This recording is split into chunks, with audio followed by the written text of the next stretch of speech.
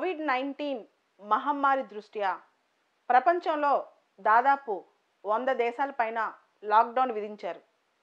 Lockdown మన ఆరోగ్యాన్ని కాపాడటమే అయినా దాని పరిణామంగా ఆర్థిక వ్యవస్థలు స్తంభించిపోయాయి. అభివృద్ధి చెందిన దేశాల నుంచి పేద దేశాల వరకు ఈ ఆర్థిక నష్టంతో అతలాకుతలం అవుతున్నాయి. భారతదేశం దానికేమీ మినహాయింపు కాదు. ఎక్కడికక్కడ అన్నీ స్తంభించిపోయాయి. కన్జంప్షన్ ఆగిపోయింది. ఫ్యాక్టరీస్ మూతపడిపోయాయి. ఎంప్లాయ్మెంట్ ఆగిపోయింది. ప్రపంచం 1929 తర్వాత గ్రేట్ డిప్రెషన్‌లోకి మళ్ళా వెళ్ళబోతోందా అన్న తలంపు చాలామంది ఆర్థిక నిపుణుల మెదడులో వస్తోంది. అయితే అసలు ఈ ఆర్థిక నష్టం వల్ల మనకి ఏం జరగబోతోంది? దానికి ఎవరన్నా సొల్యూషన్స్ ఇచ్చారా? ఒకసారి చూసుకుంటే ఈ రోజున ప్రైమ్ మినిస్టర్ వీడియో కాన్ఫరెన్స్ నిర్వహించారు స్టేట్ చీఫ్ మినిస్టర్స్‌తో. అందరూ చీఫ్ మినిస్టర్స్ ప్రైమ్ మినిస్టర్‌కి చాలా సలహాలు ఇచ్చారు. దానిలో తెలంగాణ సీఎం కేసీఆర్ గారు ఏం సలహాలు ఇచ్చారు? చాలా సలహాలు అందరితో పాటు ఇస్తూ 2 మాటలు ప్రత్యేకంగా వాడారు. ఒకటి క్వాంటిటేటివ్ ఈజింగ్, రెండోది హెలికాప్టర్ మనీ. అసలు ఈ క్వాంటిటేటివ్ ఈజింగ్, హెలికాప్టర్ మనీ ఏంటి? వీటిని ఇప్పుడు టూల్స్‌గా ఎందుకు వాడాలి? కేసీఆర్ గారు ఈ సలహా ఇచ్చారు. ఇంతకుముందు ఈ దేశాలన్నా ఈ వాడినయా? ఒకసారి చూద్దాం. ఇక్కడ మనం గమనిస్తే కోవిడ్-19 దృష్ట్యా ప్రజల చేతిలో డబ్బులు లేదు. దాదాపు మనం చూస్తే అన్‌ఎంప్లాయ్‌మెంట్ బాగా పెరిగిపోయే అవకాశం కనపడుతుంది.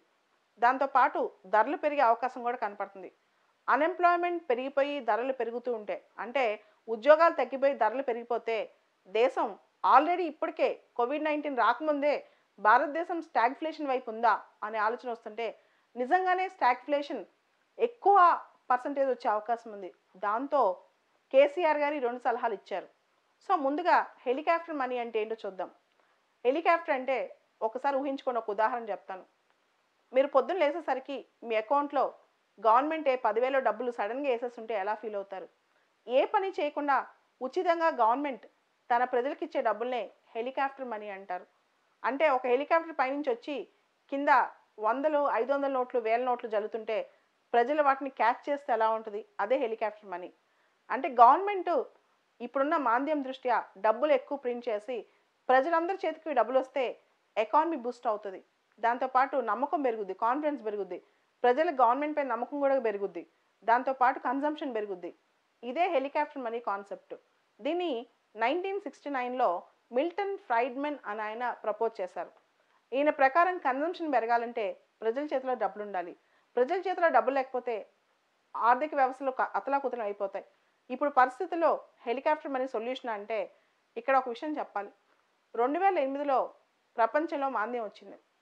గ్లోబల్గా సబ్ప్రైమ్ లెండింగ్ క్రైసిస్ వచ్చింది. అమెరికాలో కూడా మంచి క్రైసిస్ అనమాట ఇది. చాలా కష్టమైన కాలం. ఈ టైంలో హెలికాప్టర్ మనీ జోలికి పోలేదు. ఇలా ఇద్దామని అనుకోలేదన్నమాట. 2016లో కూడా ఇదే క్రైసిస్ జపాన్లో వచ్చింది దగ్గరగా. జపాన్లో కష్టం వచ్చినప్పుడు కూడా క్వాంటిటేటివ్ ఈజింగ్ వైపు వెళ్ళారు కానీ హెలికాప్టర్ మనీ వైపు వెళ్ళలేదు. హెలికాప్టర్ మనీ అనేది it's a good policy but hypothetical. దీనివల్ల ఫాలోఅవుట్స్ ఏంటో అసలు ఎవరు ఊహించని కూడా ఊహించలేరు. నిజంగా అలాంటి పరిస్థితి వస్తే ఇన్ఫ్లేషన్ పెరిగిపోద్ది, డబ్బుల విలువ పడిపోద్ది. కష్టం చేయకుండా వచ్చిన డబ్బులు వాల్యూ కూడా ప్రజలకు తెలియదు. దానికి మించి ఆ డబ్బులు ఎలా ఖర్చు పెట్టాలో తెలియక ఆ డబ్బులు ఎక్స్ట్రా వచ్చినా దాని వాల్యూ కూడా తెలియకుండా అయిపోతారనమాట. దాంతోపాటు ఈ నోట్స్ ప్రింట్ చేసి గవర్నమెంట్ మీద నమ్మకం కూడా పోయే అవకాశం ఉంది. ఆర్థిక వ్యవస్థలో పెద్ద మార్పు ఏమి రాకపోయే అవకాశం కూడా ఉందన్నమాట. హెలికాప్టర్ మనీ అనేది ఒక కాన్సెప్ట్. దాన్ని ఇంతవరకు ఏ దేశం కూడా పూర్తి స్థాయిలో ఎక్స్పెరిమెంట్ చేయలేదు. ఇండియాలో 4 సంవత్సరాల క్రితం మన economic survey universal basic income తేవాలని చెప్పింది. అప్పుడు హెలికాప్టర్ మనీ అనే కాన్సెప్ట్ని కొన్నిసార్లు డిస్కస్ చేశారు. కానీ ఇది ఎక్కడా పెద్దగా ప్రయోజనం పొందలేదు, అసలు స్టార్టే చేయలేదన్నమాట. ఐర్లాండ్లో కొన్ని దేశాల్లో యూనివర్సల్ బేసిక్ ఇన్కమ్ కింద కొంతవరకు హెలికాప్టర్ మనీ రూపంలో ఇచ్చారు కానీ అవి ఎక్స్పెరిమెంటల్ పైలట్ ప్రాజెక్ట్స్ మాత్రమే. దానివల్ల పెద్ద లాభం కూడా రాదని అంటున్నారు. అమెరికన్ ఫెడరల్ రిజర్వ్ చైర్మన్, అంటే మన ఆర్బీఐ గవర్నర్ ఎలానో America central bank federal reserve chairman Ben Bernanke ఈ హెలికాప్టర్ మనీని చాలా పాపులరైజ్ చేశారు. ఆయన్ని హెలికాప్టర్ బెన్ అని కూడా అంటారు. కానీ ఆయన కూడా 2016లో జపాన్కి కష్టం వచ్చినప్పుడు షింజో అబే ఆయన సలహా అడిగారంట, హెలికాప్టర్ మనీ తీసుకురావాలా, క్వాంటిటేటివ్ ఈజింగ్ తీసుకురావాలా అని. షింజో అబేకి ఆయన చెప్పారంట, quantitative easing better helicopter money కంటే.